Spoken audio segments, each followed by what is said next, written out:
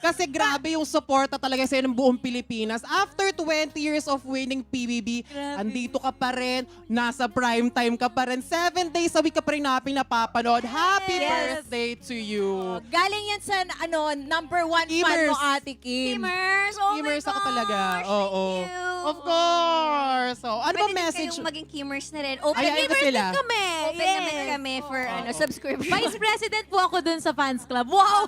Secretary na lang ako. Dati clan-clan pa, ngayon sa GC-GC. Totoo. Anong message mo sa mga mga nanonood sa'yo everyday, sa prime time, sa tanghali, sa ASAP? Yes, super talaga, super support talaga nila. Hindi naman lahat to magiging posible kung hindi dahil sa inyong lahat. Yan, thank you very, very much for watching Showtime every tanghali, for watching The Alibi. Tuwing 8:45 p.m. Kaya thank you po talaga. 2 sides of Kim Chiu in one day. Mag-atsara na lang sila para hindi sila Umay. Yes. So, so thank you so much. Maraming salamat talaga. And syempre sa Showtime. Of course. Kasi parang nag-celebrate talaga ako ng birthday dahil overtime madalas pero napaglaanan ng time. So thank you so much. Of course, love na love ka namin. Totoo. At Tsaka saka 3 days to ha. Nung Friday lang to napagplano. Wow! Grabe!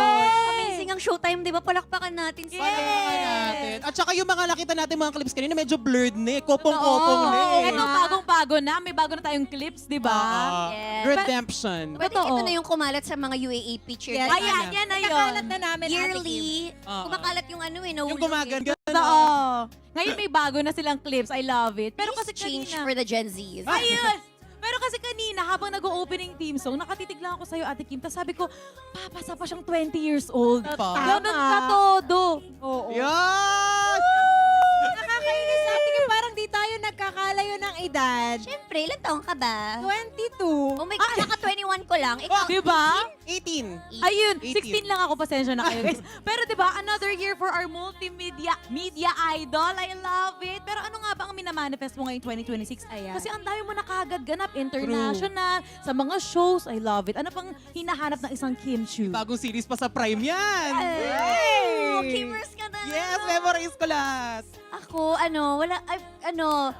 live life with no expectations. Yun na lang yung motto ko in life. Kasi pag super nag-expect ka, at the end of the day, ikaw lang yung malulungkot.